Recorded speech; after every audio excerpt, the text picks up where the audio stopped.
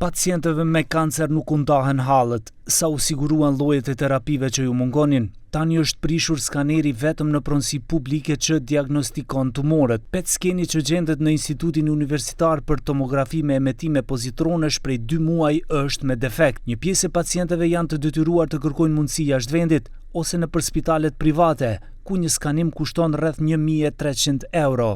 Televizioni 21 ishte në sallën ku gjendet ky skaner që zbulon dhe lokalizon tumorët, përcakton nëse dhe ku është përhapur kanceri dhe nëse terapia ka efekt, gjë që u ndihmon mjekëve të vendosin se si të vazhdojnë trajtimin.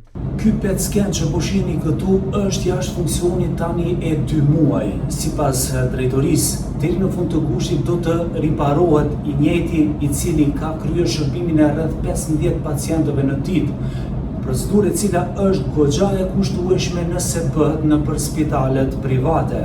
Nga Instituti Universitar për Tomografi me emetim pozitronesh kumtojnë se servisimi i kësaj pajisje bëhet çdo 5 vjet dhe se procesi i skanimit do të vazhdojë sapo të eliminohen të gjitha defektet dhe të respektohen të gjitha kushtet për funksionimin e saj të pandërprer, siç kërkohet nga protokollet.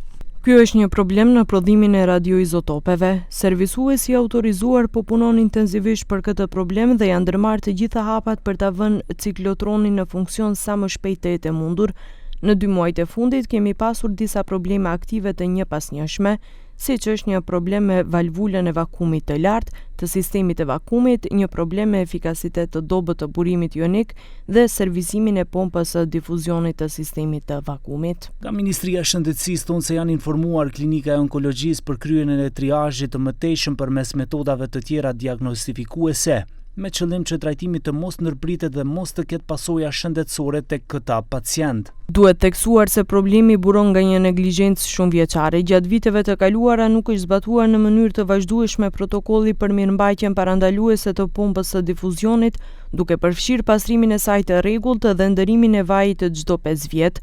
Kjo gjendje është pasojë e mangësive sistemore të akumuluara gjatë një periudhe të gjatë. Menjëherë pas konstatimit të gjendjes, drejtuesit aktual ndërmorën masa për tejkalimin e problemit. Në periudhën nga 2023 deri në 2025 janë realizuar rreth 6500 udhëzime, mesatarisht rreth 180 incizime në muaj.